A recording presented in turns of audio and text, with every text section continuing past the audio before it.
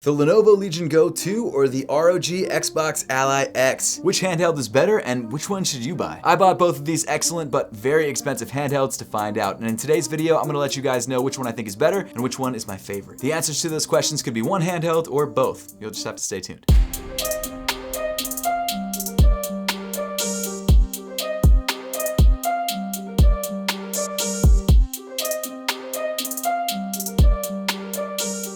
Both the ROG Xbox Ally X and the Lenovo Legion Go 2 come in multiple variations. The ROG Xbox Ally X comes in at $999 and is the most premium version of the ROG Xbox line. There's also the Ally, which I wouldn't recommend. You can check out my full video on that to know why, but it comes in white and it's like $300 cheaper. The Lenovo Legion Go 2 comes in 3 different variations. You've got the cheaper one, which starts at $1099. It features a slightly worse processor and less RAM. You've got the mid-level version, which is the one that I think will be the most popular, which has the Z2 Extreme. It's got 32 gigabytes of RAM and 1 terabyte of storage. This comes in at $1,350. And then you've got the top of the line version, which doubles the internal storage to 2 terabytes, and that comes in at $1,480, almost $1,500. In my review, I said that's the price of a used car, and a bunch of people were like, what are you talking about? There's no used cars. If you buy an old enough used car, you can get one for $1,500. Here's a listing for one. It's not a great car, but it is still a car, so my point is still valid. That being said though, this is by far the most expensive mainstream handheld that you can buy right now, and honestly, it's awesome. But so is the ROG Xbox Ally X. So much so that it's really difficult to decide between the two. Should you spend more money and get the one with slightly better specs, or should you buy the cheaper one that plays all the same games at similar frame rates but has a smaller screen and it's not as bright, it's not OLED, things like that? Well, that's a tough question to answer, and in today's video I'm going to attempt to do that, but TLDR, it really depends on your use case which one of these handhelds you should get. So let's start off with the overall specs. I already talked about the specs in this device. The mid-level version, which is the one that I think most people will buy, comes with the Z2 Extreme processor, comes with 32 gigabytes of RAM and 1 terabyte of internal storage. It is very capable. Now the Z2 Extreme chip is not a massive upgrade over the Z1 Extreme, so if you have the ROG Ally X from 2 years ago, then you know it's going to be a performance bump, but it's not going to be as big as you might have expected. The ROG Ally X, the Xbox handheld that isn't an Xbox at all, and instead it's just a Windows PC with an Xbox skin on it. This device also comes with the Z2 Extreme, except this Z2 Extreme chip is a little bit different in that it's the AI Z2 Extreme, meaning that eventually, whenever they enable it, AI should help you, switch up the TDPs or do whatever you need to do in order to make this device more efficient. Now, one relatively large downgrade between the ROG Xbox Ally X and the Lenovo Legion Go 2 is the RAM. So in the Lenovo Legion Go 2, like I mentioned, you got 32 gigabytes of RAM in the mid-level version and the higher level version. With the ROG Xbox Ally X, you only get 24 gigabytes of RAM. Surprisingly though, it doesn't result in many less frames in a lot of games. In fact, the frame rates that I got on this versus this were pretty consistent. Obviously, the Lenovo Legion Go 2 did win out in most cases by a couple of frames, but the gap in performance between these two devices was a lot smaller than I expected. In terms of internal storage, the ROG Xbox Ally X comes with 1 terabyte, like the mid-level Lenovo Legion Go 2. And of course, you can supplement the storage on either of these devices by adding a micro SD card or by actually opening them up and adding your own SSD. So moving on from like the tech spec sheet, let's talk about the actual design. So the physical design of both of these handhelds, while they look kind of similar, maybe from a distance, and overall, the footprint is similar, is very different in terms of PC gaming handhelds. And a lot of that has to do with the fact that one of them has this giant 8.8-inch OLED display and the other one only has a 7-inch display. So in order to house this giant display, you've got to have a beefy handheld console. Let's talk about the feel of the Legion Go 2 first. So this device is heavy. It is a chunky boy. It's not light. It's close to 2 pounds in weight, which is wild. It's pretty thick. It's actually thicker than the previous Lenovo Legion Go. And like the original Lenovo Legion Go, you can remove the controllers on either side of the device, essentially giving this device a Switch 2-like form factor. However, these don't act at all like Switch 2 controllers, but instead are like these chunky, but honestly lightweight controllers. Now you might be saying to yourself, why do you need to remove the sides of the device and make this more like a standard tablet? Well, the reason you do that is because one of the features of this device is FPS mode, essentially turning one of the controllers into a vertical mouse. But it's honestly one of those features that I used once or twice when I was reviewing the device, but that was it. It's a cool feature. It's something very unique to this handheld, which I really like, and I guess if you're in a bind and don't have a mouse and you like gaming with a mouse, you can use this. Now in the comments of the review that I did, people were saying that I shouldn't be holding this with the joystick on. Apparently you can remove this thumbstick. I can't seem to figure out how to remove it.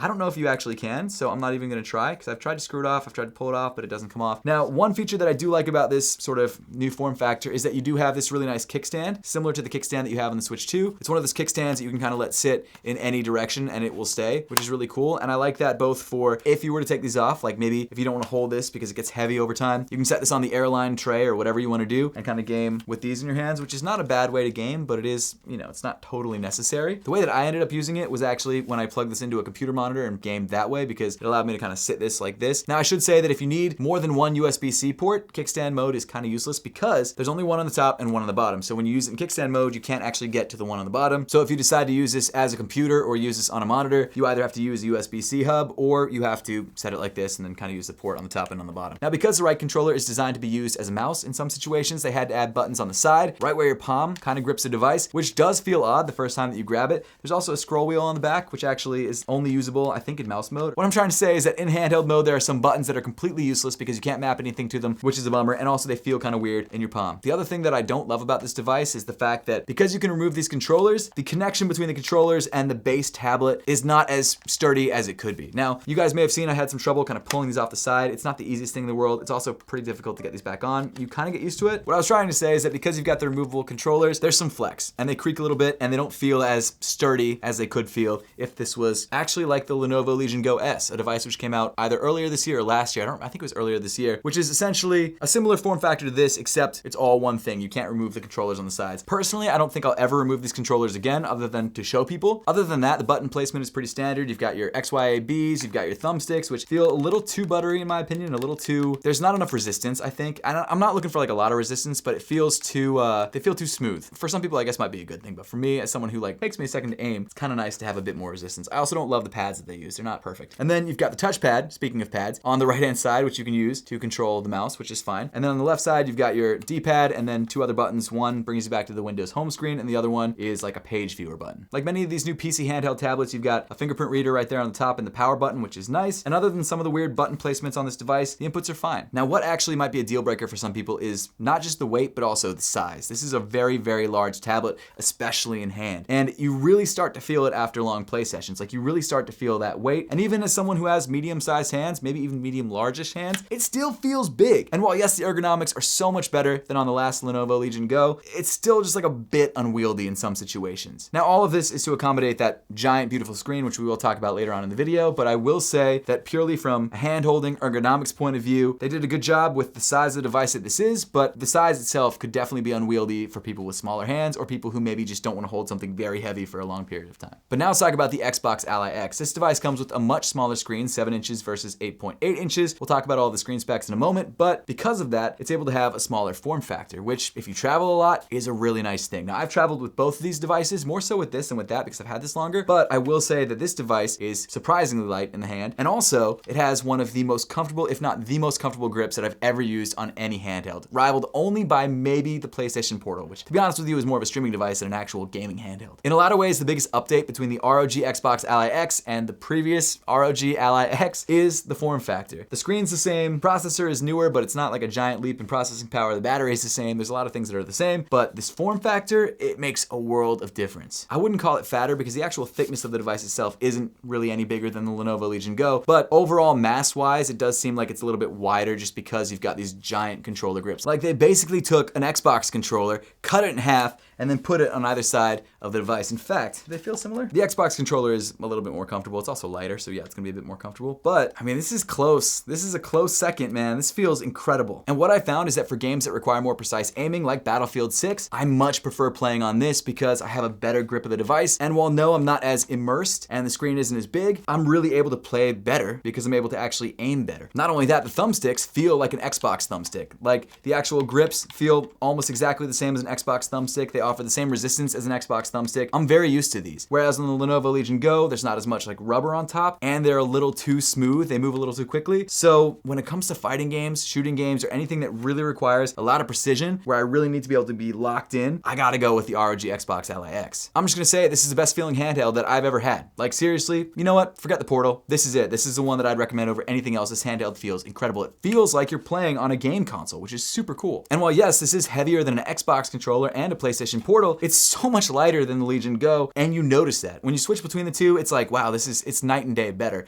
And if I had to pick one for travel, purely because of the way that it feels and the weight of it, I would go with the ROG Xbox Ally X, no question. Now in terms of inputs, you've got your XYAB, you've got your menu buttons, you've got the Xbox button, which really does kind of the same thing as the Armory Crate button. They call this an Xbox, but it's a Windows computer that runs the Xbox full screen experience, which to be fair, so does the Lenovo Legion Go, just not at startup as of right now. The triggers feel really nice. They're impulse triggers on the ROG Xbox Ally X. You've got really great haptic feedback. Everything about this device feels really really good. Even the rear buttons, these back programmable buttons, they're small, they don't get in the way, you don't accidentally click them. They do take a little bit of pressure to actually click them, and that is a carryover from the standard ROG Ally X. Now, some other details I really like, of course, are the fingerprint scanner right there on the power button, which is a little bit closer to my finger than it is on the Lenovo Legion Go. Granted, this is a smaller device. And you've also got 2 USB-C ports on the top. Now, unlike the Lenovo Legion Go, which comes with 2 USB 4 ports, instead this one only comes with 1 USB 4 port. Of course, you've got your micro SD card slot right there on the top, and there's no inputs on the bottom. Also, I didn't mention this, but I feel like everyone knows this. You've got touchscreens in both of these devices, so if you want to input things that way. Now, one thing I will say in terms of user interface on both of these devices is that while they are both Windows 11 PCs, the Lenovo Legion Go primarily relies on the desktop. You can use Legion Space, which is fine, whereas the Xbox, or the ROG Xbox Ally X, I hate the name of this device, it does boot you right into the Xbox full screen experience, which while it's not pretty, it is a lot easier to use and it feels a lot more console-like. And yes, you can get to the desktop if you want, but what's cool about this is because you loaded to the full screen experience, it doesn't have to run all the tasks that it would run if it loaded right into desktop. So because of that, you actually save some system memory, which is also a very cool feature. You can't do that on the Lenovo Legion Go 2 as of right now, at least not without downloading extra software. But as of this minute, when it comes to user experience, like loading into games and just kind of messing around with menus, I would go with the ROG Xbox Ally X. It's not a huge difference, but it is noticeable, and I do definitely prefer this. Both devices still require you to go to different launchers to update different things, which is so frustrating. And this one, you still have to go to the standard Windows updater to update certain drivers, which is so stupid, but it is a more seamless overall experience when you're not updating things. Actually, before we move on, I do want to talk about just overall build quality and which one feels more premium. The Lenovo Legion Go feels like a more premium device. You've got this soft touch plastic, which feels very nice in the hands. It's got a really nice weight to it. The screen, the main chassis area kind of feels like metal. I don't know if it actually is metal, but it's got a, probably isn't metal actually, but it's got a very hard plastic feel. The Xbox Ally X, it feels really good in the hand. It doesn't feel cheap, but it does feel more plasticky than the Lenovo Legion Go 2. Not saying this one doesn't feel like a more premium device, but side by side, you can tell the difference. Is it a $1,350 difference?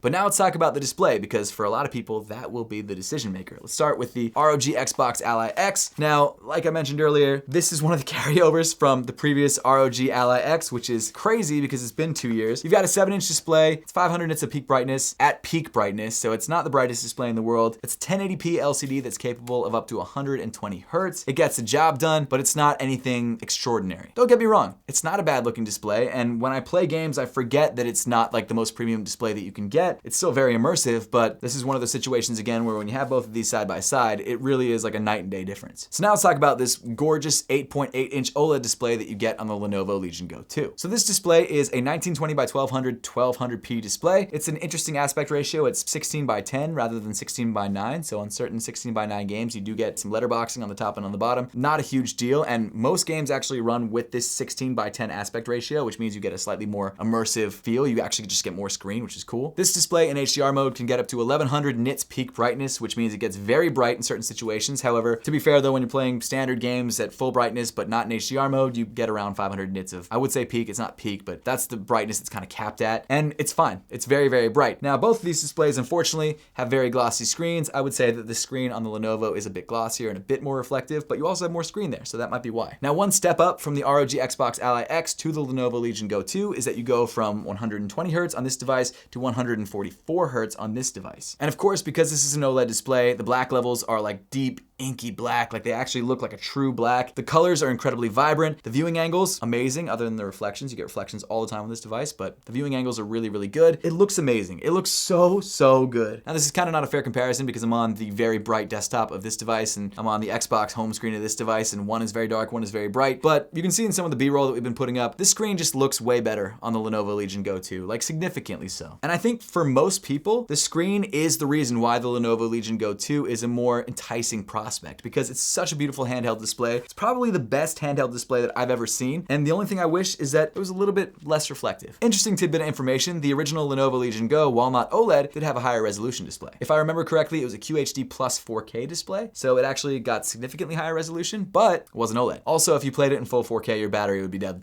like that. Most of the time you'd be playing in 1080p, which is what you can play on this. And because of the fact that you have more RAM on the Lenovo Legion Go 2 than you have on the Xbox Ally X, at least if you get the mid-level version or the high-end version, games are gonna run a little bit better on this device and look a little bit better on this device as well. So while frame rates might be similar in a lot of different games and similar TDPs, like if you're playing balanced or medium settings on a lot of different games like Battlefield and things like that, you're gonna get like 40 to 50 frames per second. In some cases, you can get up to 60 on lower settings, and in other games, you can get 60 to 70 frames per second, no problem on either of these devices. but it's gonna look better on the Lenovo Legion Go 2 in almost every situation. Now, one caveat to that kind of is that because you've got a smaller, lower resolution screen on the Xbox Ally X, you can play games at lower resolutions, which in turn gives you more frames, and they still look fine. In terms of actual performance, we have covered a lot of that already. They are more similar than you would think. While yes, this has more RAM, in a lot of games, you are getting very similar frame rates, and realistically, you're gonna get maybe 5 to 10 less frames in certain situations on the ROG Xbox Ally X than you would get on the Lenovo Legion Go 2. However, because the ROG Xbox Ally X has a smaller display with a lower resolution, even if you're playing at similar settings, it uses less power to output to this display than it does on the Lenovo Legion Go 2. And while, to be fair, it might not really change performance that much, it will have a big impact on power draw. Both of these devices have very similarly sized batteries. The ROG Xbox Ally X has an 80 watt-hour battery, whereas the Legion Go 2 has a 74 watt-hour battery. Now, because of the difference in screen size and brightness and resolution and even performance, you're gonna get more battery life on the ROG Xbox Ally X. In fact, you're gonna get around 2 hours and 40 minutes of gaming time on like a AAA game at medium to medium high-ish settings. Whereas on the Lenovo Legion Go, you're gonna get closer to 2 hours and 20 minutes. It's realistically only like a 20 to 30 minute difference, but if you're on a plane or you're traveling somewhere, that 20 to 30 minutes could really be a big deal. Now, I do wanna say kind of across the board, I wish battery life was closer to the Nintendo Switch 2 or the Nintendo Switch, which gets like 3 to 4 hours of battery life. Of course, that's a much more efficient device, and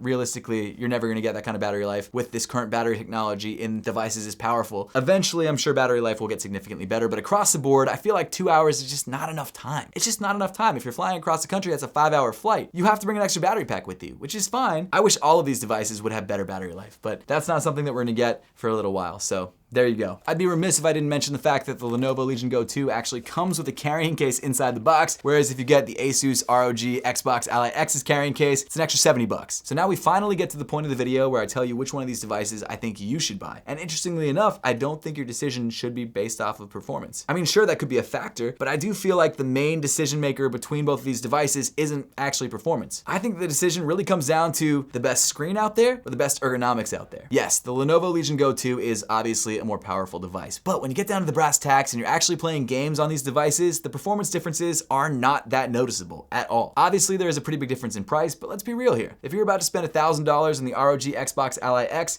it's not crazy to think that maybe you can save for a couple more months and spend an extra $350 on this if you really want the extra features of this. So as much as I think price should be something you should consider and it should be factored into your decision, I don't think it should be the main decision maker. What I do think though is that in order for you to decide which one of these devices you should buy, you should think about when you're gonna play it the most. And be honest. Don't think, oh, I'm gonna buy that to travel when you don't actually travel that much. I think you should think about, okay, I'm gonna be playing this mainly at home, mainly on my couch, or I'm gonna be playing this whenever I'm on the train on the way to work, or maybe I'm on a flight for a business trip or something like that. I think that should be the main decision maker for you. Or actually, to break it down even more, whether you like smaller, more lightweight devices that feel like a game controller, or you want a heavier, more premium feeling device that maybe doesn't feel as comfortable in the hand, but gives you that crazy immersive experience. So here's my thoughts. If you are someone who wants the best of the best, the most powerful device, the best looking screen, the best performance, a device that is second to none in many different ways, then yeah, the Lenovo Legion Go is the way to go. And I think if you're someone who games mainly at home and doesn't travel that much, but would still like to have a device that you can travel with here and there, then I think this is probably the way to go. That said, if you are someone who travels all the time, or someone who wants a lighter weight, more comfortable device, then the Asus ROG Ally X is the way to go. And weirdly enough, I found myself picking up the ROG Xbox Ally X more than the Lenovo Legion Go 2, and that's purely because I felt like I was more competitive on this device in shooting games. It all came down to the grips and the thumbsticks. And I know that sounds stupid because yes, you could just connect a controller to this, but then it ruins the whole portability aspect. I want a device that I can play in bed, that I can take with me on a trip, or just play sitting at my desk. And this is a device that can do all of that with all of the ergonomic benefits. And while no, the screen is nowhere near as nice as a screen on the Lenovo Legion Go, and I'm not denying that, and no, the performance is not as good overall as this device, there is enough good about this, including the price point, that makes me believe that if I was to just buy one of these devices and not have like 7 different PC gaming handhelds, I probably would buy the ROG Xbox Ally X over the Lenovo Legion Go 2. And it's also bolstered by the fact that last generation I bought the Asus ROG Ally X over the larger but similarly powerful Lenovo Legion Go 1. I made the same decision last time around and I'm doing it again this time. But hey, at this point I would love to know your thoughts on this comparison. Which one of these devices would you go for, the Lenovo Legion Go 2 or the ROG Xbox Ally X? And if you did pick one of these devices up or are thinking about picking up one of these devices, why did you grab that one over the other one? Let me know those thoughts in the comment section down below. Subscribe to the channel if you haven't yet. Thank you so much for watching and I will see you all in the next one.